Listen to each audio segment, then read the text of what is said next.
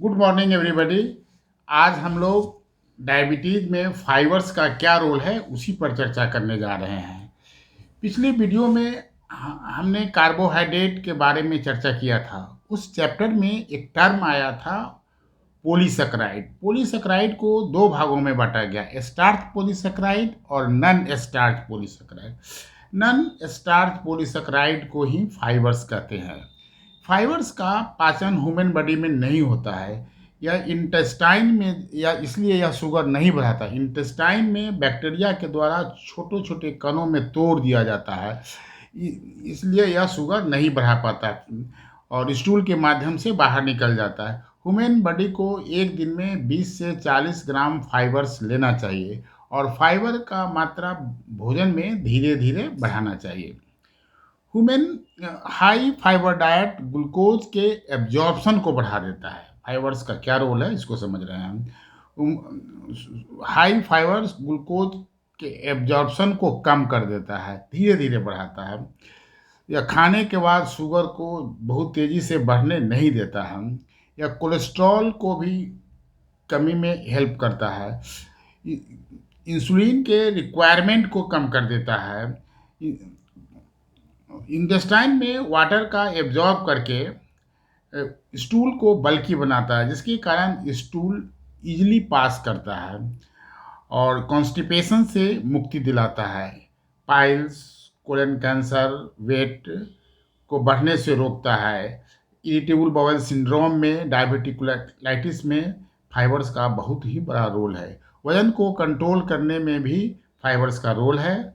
हम या abdomen fullness का अनुभव कराता है फाइबर्स, यदि भोजन में आपका शामिल है तो। लेकिन फाइबर कब नहीं लेना चाहिए? यदि ज़्यादा गैस बनता हो तो फाइबर नहीं लेना चाहिए, या डायरिया ज़्यादा हो रहा हो तो उस समय फाइबर नहीं ले। जॉन्डिस के वक्त फाइबर नहीं लेना चाहिए, या ट्यूब फीडिंग पर हैं पेशेंट तो उस समय फाइबर नहीं लेना है। अब समझते हैं कि किस किस चीज़ में हाई फाइबर डाइट होता है। जैसे green leafy vegetables, fruit, cereals, pulses, legumes, या जैसे चना दाल, मूंग दाल, मसूर दाल, अलसी, मक्का, ओट, दलिया, ये सब में, नाशपाती, ये सब में ज़्यादा फाइबर पाया जाता है। ये कम फाइबर किस में, लो फाइबर कंटेनिंग डाइट क्या होता है? जैसे मिल्ड सीरियल्स, या माने जैसे फिश में, एग में, मीट, ये सब में फाइबर, मिल्क प्रोडक्ट में फाइबर्स कम पाया जाता है। फाइबर्स दो प्रकार के होते हैं। एक होता है इंसुलिन फाइबर, जिसको रफेज भी बोलते हैं, या माने वुडी काइंड ऑफ फाइबर कहते हैं। जैसे होल ग्रेन सीरियल्स में पाया जाता है। वेजिटेबल, नट्स, ये सब में इनसोल्यूबल फाइबर्स होते हैं। सोल्यूबल फाइबर्स जेली लाइक होते हैं। बाजार में रेडीमेड ग्वारगम नाम से यह उपलब्ध है, जिसको विस्कस फाइबर कहते हैं हम, और इसको शुगर कंट्रोल करने में इसका बहुत बड़ा रोल है। कुछ इंपॉर्टेंट फाइबर्स का नाम जानते हैं हम लोग, जैसे सेलुलोज, हेमोसेलुलोज, पेक्टिन, गम्स, म्यूसिलेज। जैसे गम्स जो है बीन में पाया जाता है, म्यूसिलेज सीड्स में पाया जाता है, पेक्टिन साइट्रस फ्रूट में पाया जाता है। इन इनसोल्यूबल फाइबर के अपेक्षा शुगर कंट्रोल करने में ज़्यादा रोल होता है, इसका होता है।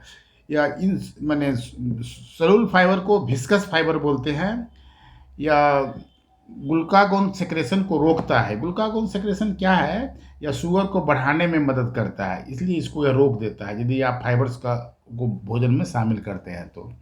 या जीआईपी एक हार्मोन होता है जो जिसमें खाने वक्त या इंसुलिन के सेक्रेशन को बढ़ा देता है।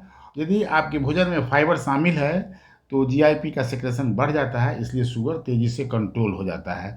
इसको मैंने इसलिए फाइबर्स का शुगर कंट्रोल करने में बहुत ज़्यादा रोल है। हम सावधानी बरतेंगे क्या? यदि आप फाइबर्स बहुत ज़्यादा ले रहे हैं तो कम से कम भर दिन में 8 से 10 गिलास पानी पीजिए। ग्वारगम नाम का रेडीमेड फाइबर्स बाजार में मिलता है। अक्सर डायबिटीज़ रोगी को मेथी खाने की सलाह दिया जाता है। तो कुछ हद तक मेथी शुगर कंट्रोल करने में मदद करता है, क्योंकि उसमें बहुत ज़्यादा फाइबर्स है। लेकिन 30 शुगर पॉइंट ऑफ व्यू से मेथी 30 ग्राम मेथी खाना पड़ेगा और 3 बार खाना पड़ेगा। लेकिन इतना ज़्यादा मेथी खाने से गैसवस डिस्टेंशन होता है, पेट में गैस बहुत ज़्यादा बनेगा और बहुत कम मात्रा में लेते हैं तो कोई फ़ायदा नहीं होगा। इसलिए यदि लेकिन डायबिटीज़ का यदि बहुत ज़्यादा कॉम्प्लिकेशन है तो नीम, करेला, मेथी ये सब नहीं लेना चाहिए। फ्रूट को पील सहित खाइए क्योंकि उसमें फाइबर ज़्यादा है। धन्यवाद।